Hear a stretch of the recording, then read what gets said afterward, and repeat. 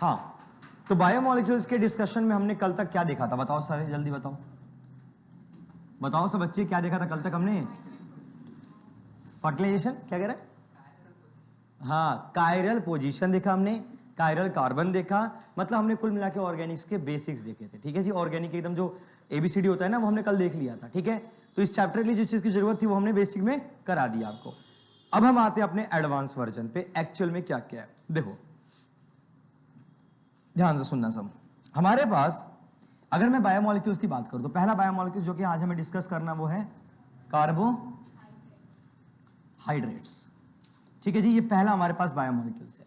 इसके बाद हमने बताया था कार्बोहाइड्रेट्स है, अमीनो एसिड्स हैं जिनको हम आगे चलकर प्रोटीन बोल देते हैं।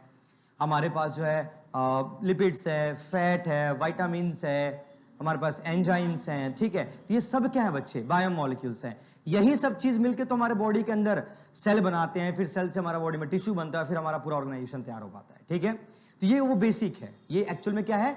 ये वो बेसिक है। अब लोग कहते हैं, जैसे तुमने खुद पढ़ा होगा कि सेल को बिल्डिंग ब्लॉक बोलते हैं। जैसे राज ने एक डाउट भी पूछा था आज कि सर सेल को हमने बिल्डिंग ब्लॉक बोला, मतलब बोलते हैं ना कि ईंट से अगर घर बनता तो ईंट क्या है? बॉडी का सेल है जैसा है, उसको हम लोग सेल ट्रीट करते हैं। लेकिन ईंट भी तो किसी चीज से मिलकर बना होगा ना बच्चा। वो किससे भी बना था? मिट्टी से बना होता है। तो वो मिट्टी के कण होते हैं ना, पार्टिकल रहे होंगे। तो वही कण क्या है हमारे पास? बायोमोलिक्यूल। अगर वो सब ईंट को ही नहीं बनाते तो आगे चल के पूरा बॉडी कैसे तैयार होता? क्या वो सेल तैयार होता? क्या वो फिर बॉडी ऑर्गेनाइजेशन तैयार कर पाता? तो फिर पूरी कहानी क्या हो जाती है हमारी? खत्म। अरे बात नहीं समझ में आई क्या? तो हमने उस ईंट के बेसिक सेल्स को क्या करा है? बनाया है। उस बेसिक पार्टिकल्स को क्या करा है? हमने बनाया है। और उसे क्या बोलते हैं हम? बायोमोलिक्यूल्स। और चूंकि लिविंग की बात हो रही है इसलिए हम क्या वर्ड यूज करेंगे? बायो। Is it clear? समझ गए? अब आते हैं, देखो सुनो। पहला हमारे पास बच्चा कार्बोहाइड्रेट। देखो अगर मैं कार्बोहाइड्रेट के बारे में बात करूं तो इसके नाम को ही देखो तो कार्बो प्लस हाइड्रेट। क्या रहा है? कार्बो प्लस हाइड्रेट। मतलब ये कहीं ना कहीं दो चीजों से मिलकर बना भैया। वो चीज क्या हो सकते हैं? कार्बन एंड हाइड्रेट का मतलब क्या होता है? वाटर। नहीं, हाइड्रोजन नहीं, वो हाइड्राइड होता है। हाइड्रोजन इसका क्या होता है बच्चा? हाइड्राइड। हाइड्रेट्स का मतलब होता है वाटर। जैसे सुनो डिहाइड्रेशन, बॉडी से वाटर का निकलना, हाइड्रेशन वाटर आना। ठीक है, एक्सेस ऑफ वाटर। तो वैसे बच्चे हाइड्रेट्स वर्ड का मतलब क्या होता है? वाटर, ना कि हाइड्रोजन। हाइड्रोजन का मतलब हाइड्राइड होता है। और कार्बो का मतलब क्या बच्चे आपको पता ही है? हमारे पास क्या है? कार्बन है। और मैंने आपको शायद बहुत पहले बताया भी है कि हमारे पास ऑर्गेनिक का बेसिक कौन सा होता है? कार्बन और हाइड्रोजन। इनके ही बॉन्ड से, इनके ही कॉम्बिनेशन से अलग अलग हमारे पास ऑर्गेनिक केमिस्ट्री के अंदर मॉलिक्यूल्स जो है वो क्या किए जाते हैं? और कंपाउंड्स तैयार किए जाते हैं। यौगिक जितने भी होते हैं ना कंपाउंड्स, वो इसके हेल्प से तैयार किए जाते हैं। फ्रेंड्स थोड़ा स्ट्रिक्ट एकदम, जय हिंद वाले मुद्रा में है।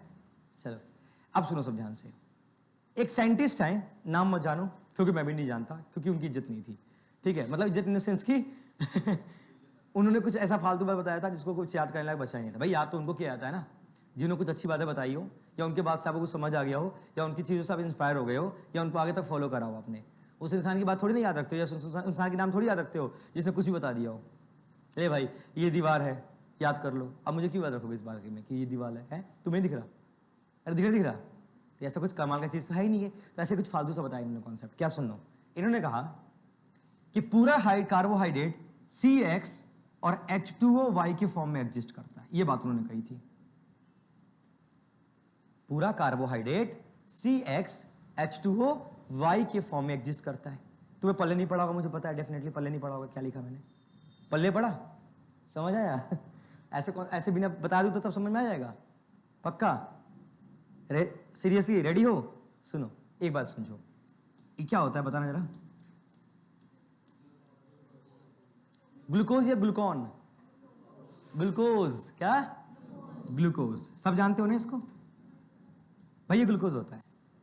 अगर आपको इस फॉर्मूले कैसे लिखोगे बताओ? राज बताओ बाबू, कैसे लिखोगे? कितने कार्बन है? 6। तो X जगह पे क्या रखोगे? C6 रख दिया। अब बताओ हाइड्रोजन कितने हैं? 12। ऑक्सीजन कितने हैं? और वाटर में ऑक्सीजन कितना होता है? 1। मतलब इस H2O के साइड में क्या लिखना पड़ेगा हमें? 6। नहीं बस समझ। देखो हाइड्रोजन काउंट करो, 6 दूना 12 हो गया होगा, और कार्बन 6 और ऑक्सीजन भी क्या रहा होगा? 6। तो ये वो साइंटिस्ट थे जिन्होंने ये कहा कि जितने भी कार्बोहाइड्रेट हमारे नेचर में, जितने भी कार्बोहाइड्रेट, वो सब के सब कार्बोहाइड्रेट किस फॉर्म में एग्जिस्ट करते हैं? CXH2O के फॉर्म में। इस फॉर्म में क्या करते हैं? वो एग्जिस्ट करते हैं। लेकिन इसी में बच्चा एक बहुत बड़ा कांड हो गया। कांड देखो क्या है, क्या नाम है इसका? कौन सा एसिड है ये? हाँ ऑफ कोर्स, क्या नाम है इसका? Ethanoic acid. कार्बोक्सिलिक एसिड यही पार्ट है। इसे क्या बोलते हैं हम लोग? इथेनोइक एसिड, क्योंकि इसमें कितने कार्बन है? 2। तो 2 के लिए अपन क्या वर्ड यूज करते हैं?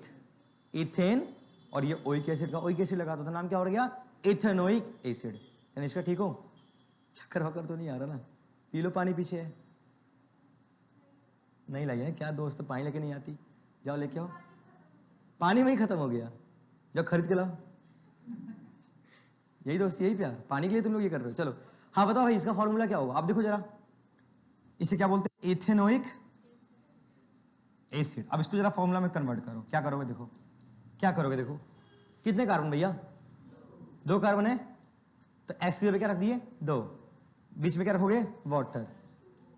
कितना करोगे? 2 कर दो क्या? अरे 2 कर दूं? देखो ना, हो तो गया। अरे हो गया नहीं हो गया? अब एक बात अपने दिल पर रख के बोलो कि इथेनोइक एसिड कार्बोहाइड्रेट होता है?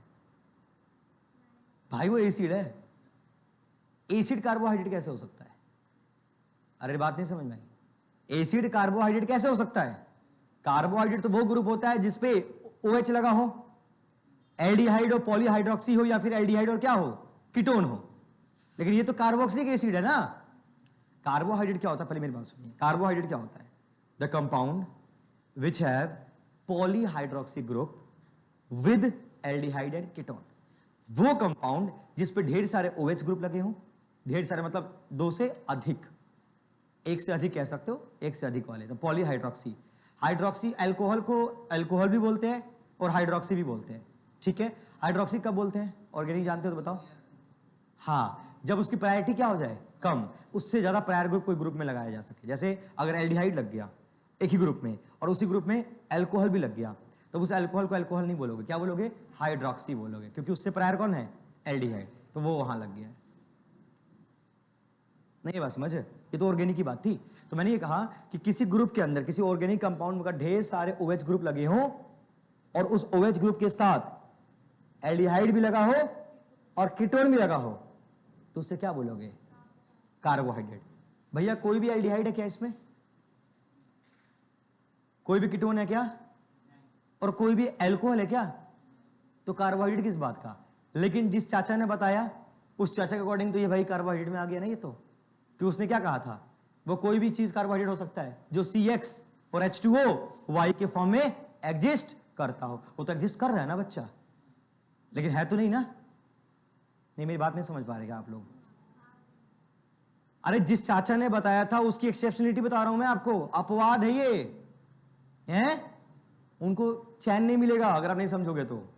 उनको शांति चाहिए, तो शांति देंगे, समझ जाओगे। समझ गए? नहीं समझ? उनकी गलती क्या थी? उन्होंने कहा कि वो तमाम कंपाउंड जो CX और H2O के फॉर्म में एग्जिस्ट करते हो वो क्या होंगे? तो उस हिसाब से ये इथेनोइक एसिड जो दूर दूर तक कार्बोहाइड्रेट नहीं है, वो भी उस फॉर्म में एग्जिस्ट करने लगा। इस घोड़ों के रेस में ये गधा भी दौड़ने लगा। तो इसका ये मतलब थोड़ी होता है कि वो गधा घोड़ा हो जाए।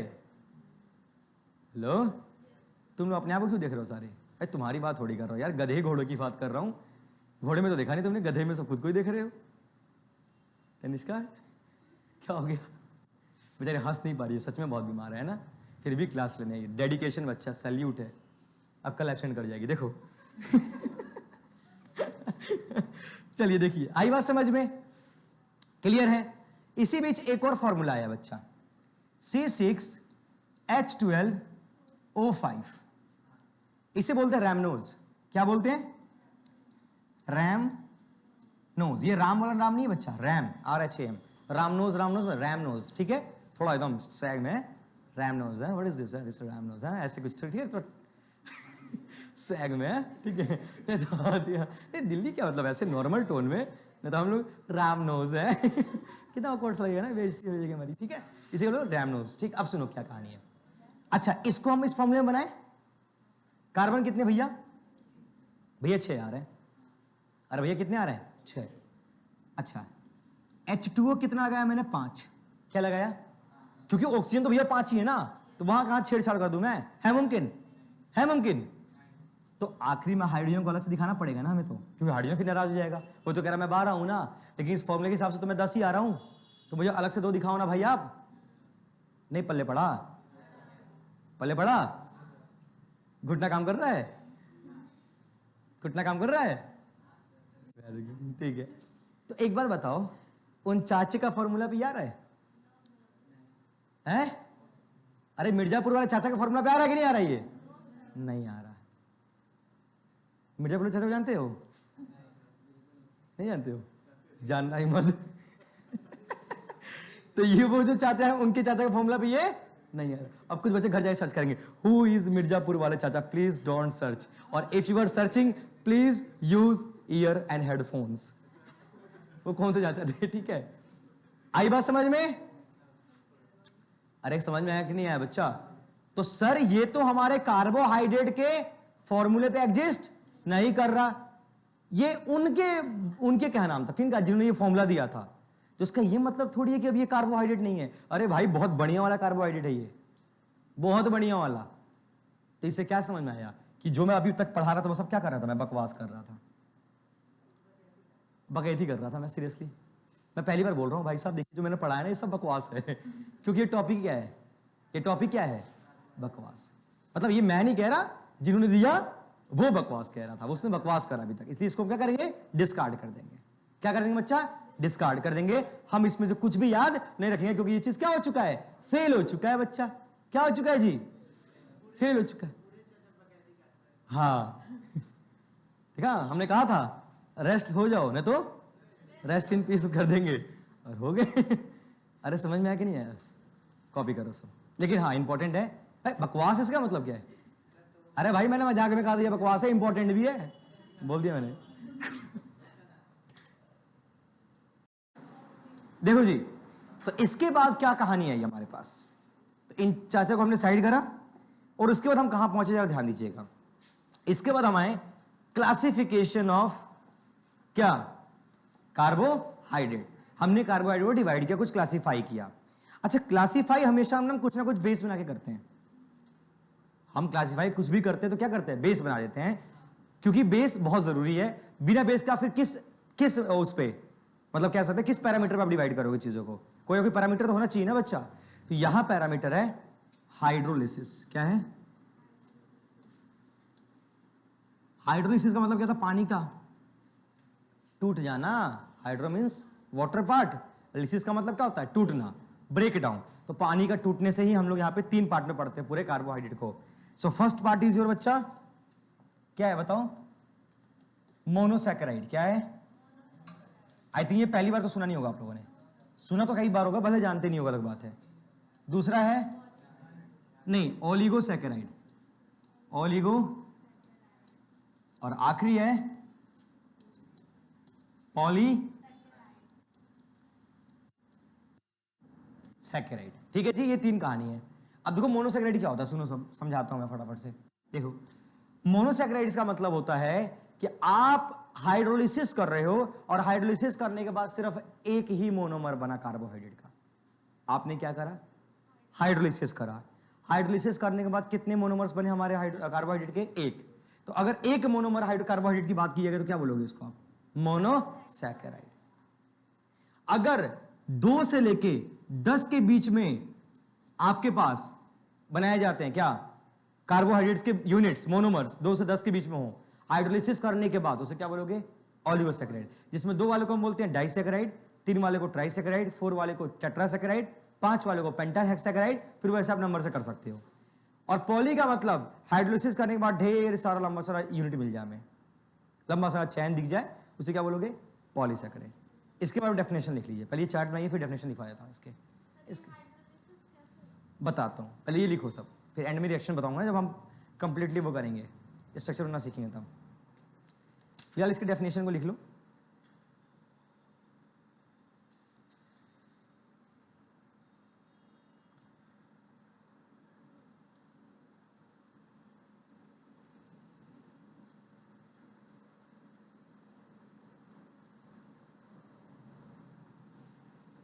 लिखो ओलिगोसैकेराइड 2 to 10 यूनिट। हाँ बताता हूं, अभी यूनिट है वो।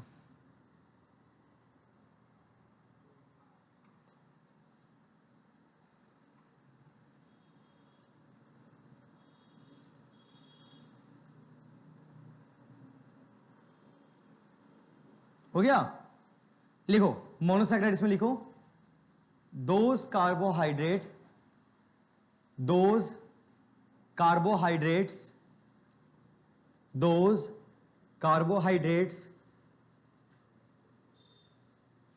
which cannot be those carbohydrates which cannot be further hydrolyzed, those carbohydrate which cannot be further hydrolyzed, called monosaccharide. Called what? Monosaccharide. Example है glucose, right the example, glucose, fructose, galactose etcetera. हाँ, GALACTOSE, galactose, glucose, fructose, galactose, ठीक है, etcetera छोड़ देना। फिर अब आप oligosaccharide में लिखो those carbohydrate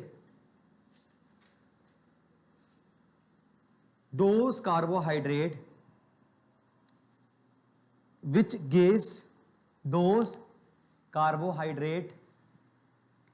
gives 2 to 10,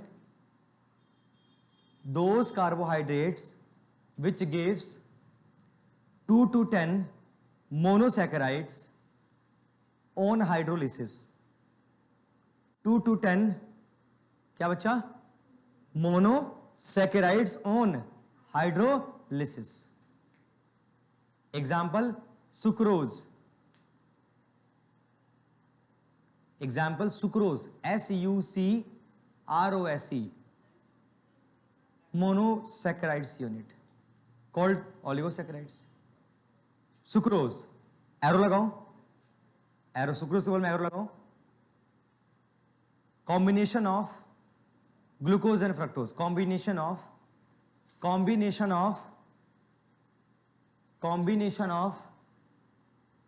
glucose and fructose, combination of glucose and fructose। हो गया, ठीक है। एक और लिख लो एग्जांपल, लैक्टोज, बता सकता कोई लैक्टोज किस किस चीज में मिलकर बना होता है? Glucose plus galactose, glucose plus galactose, glucose plus galactose. एक और एग्जांपल लिख लो, माल्टोज भी लिख लो। हाँ, maltose, MALTOSE, maltose, combination of glucose and glucose, combination of glucose and glucose, ठीक है। नेक्स्ट आइए polysaccharides, those carbohydrates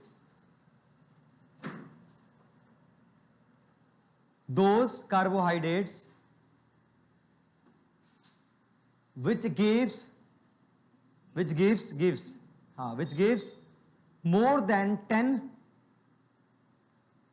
more than 10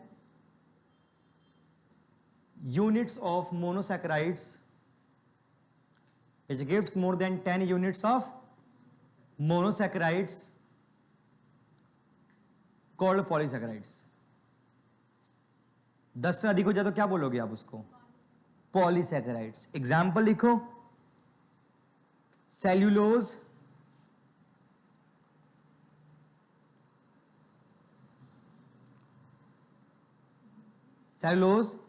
glycogen,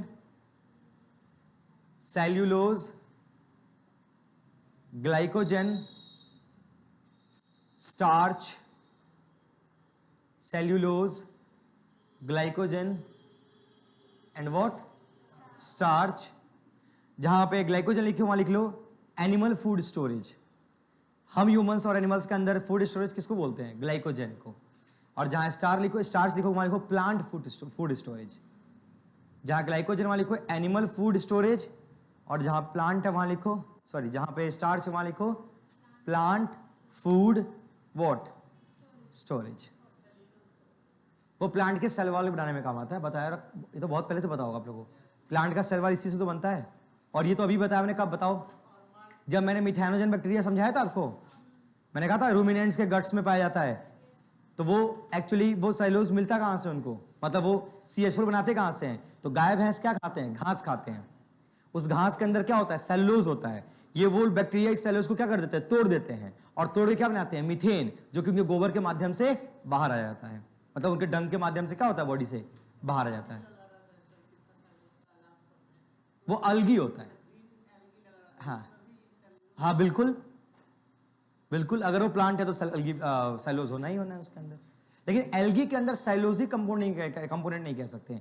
वो जब मैं प्लांट किंगडम पढ़ाऊंगा तो उसके अंदर अलग फ्यूकोसैंथीन होता है, ग्लाइकोजन भी होता है उसके अंदर, एमाइलोपेक्टिन वगैरह भी होता है सेल वॉल, तो उसकी अलग कहानी है स्टोरेज वगैरह में अंदर।